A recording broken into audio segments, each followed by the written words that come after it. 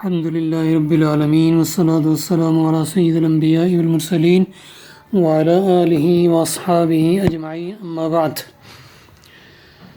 انشاءاللہ ہم فقہ اور اصول فقہ کے حوالے سے کچھ چیزیں پڑھیں گے، 10 چیزیں فقہ کے حوالے سے اور ایک اضافی چیز، اسی طرح 10 چیزیں اصول فقہ کے حوالے سے اور ایک اضافی چیز۔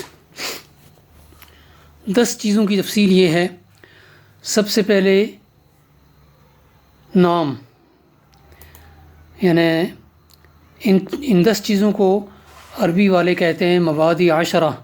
آپ جو بھی علم یا فن پڑھنا چاہیں اس کی 10 بنیادی چیزیں جان لیں گے تو گویا اس فن کی بیسک اور بنیادی معلومات آپ کے پاس ہو جائیں گی۔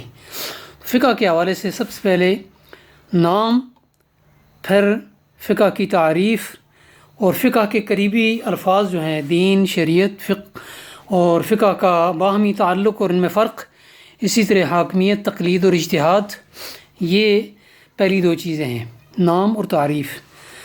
تیسری چیز ہے فضیلت اور اہمیت، چوتھی چیز ہے اس علم کے فوائد، اس کے ثمرات اور اس کے مقاصد، پانچویں چیز ہے فقہ کا موضوع، چھٹی چیز ہے فقہ سیکھنے کا شرعی حکم کیا ہے، اور ساتویں چیز ہے کہ دوسرے شرعی علوم کے ساتھ فقہ کا تعلق اور اس کی نسبت کیا ہے، اور اسی طرح اسی میں ہم یہ بھی جانیں گے کہ فقہ اسلامی میں اور فقہ وضعی یعنی قانون میں بنیادی فرق کیا ہیں۔ 8ویں چیز ہے مسائل فقہ اور ان مسائل کی مختلف تقسیمات اور ان مسائل کا دائرہ کار، اور 9ویں چیز ہے استمداد یعنی فقہ کے مصادر و مراجع۔ 10ویں چیز ہے فقہ کا وضع کرنے والا یعنی اس کی تدوین کرنے والا اور کون ہے، اور اس میں تاریخ میں کس طرح اس میں ارتقاء آیا ہے اور آج کل اس کی کیا کیفیت اور حالت ہے۔ یہ 10 چیزیں انشاءاللہ ہم فقہ میں پڑھیں گے۔ سب سے پہلی چیز نام اور تعریف، 2 چیزیں ہیں یہ نام اور تعریف۔ تو جس مضمون کو ہم پڑھنے لگے ہیں اس کا نام ہے فقہ، اس کا لغوی اور اصطلاحی مفہوم یعنی اس کی تعریف۔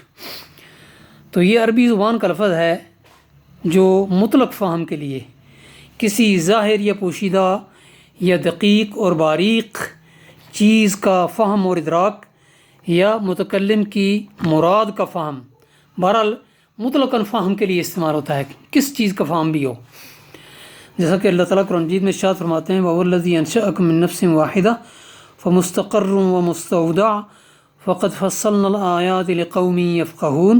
ہم نے آیات اور نشانیاں ان لوگوں کے لیے جو سمجھتے ہیں، جو فہم رکھتے ہیں، ان کے لیے واضح کر دی ہیں۔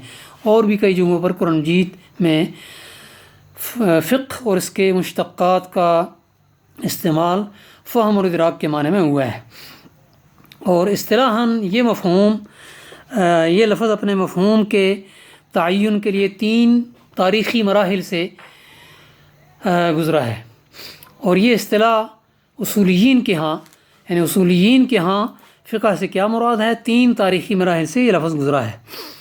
پہلے مرحلے میں اس کی تعریف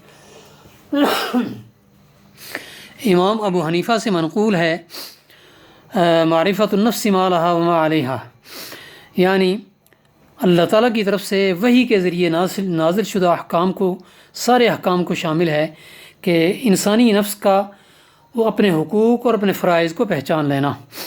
اسی معنی میں امام ابو حنیفہ نے فقہ اکبر اور فقہ اوسط لکھی ہیں۔ فقہ اکبر عقائد میں ہے اور فقہ اوسط جو ہے نا یہ بھی عقائد کے معاملے میں ہے۔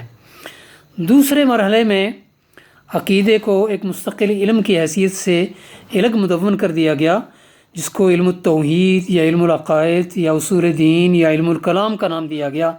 اس کے بعد فقہ کی تعریف یوں ہو گئی، شرعی عملی احکام کا علم جو تفصیلی یا جزوی دلائل کے ذریعے مجتہدین نے استنباط کیے ہوں۔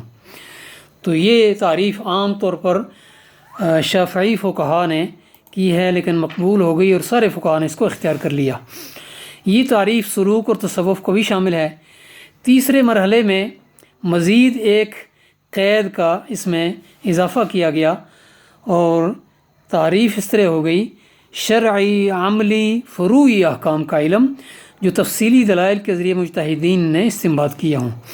تو فروعی کے اضافے سے انسان کے قلبی اعمال مثلا حقد اور حسد، کبر، خیرخواہی، محبت وغیرہ، یہ سارے الگ ہو گئے، اور یہ سارے قلبی اعمال، دل کے کام، ان کا موضوع یا جس علم میں یہ ڈسکس ہوتے ہیں اس کا نام ہے سلوک یا تصوف۔ یہ فقہ کی تعریف ہے۔ انشاءاللہ پھر ہم چلتے ہیں تھوڑا سا آگے اور اس کی دوسری تفصیلات کو ہم لیتے ہیں۔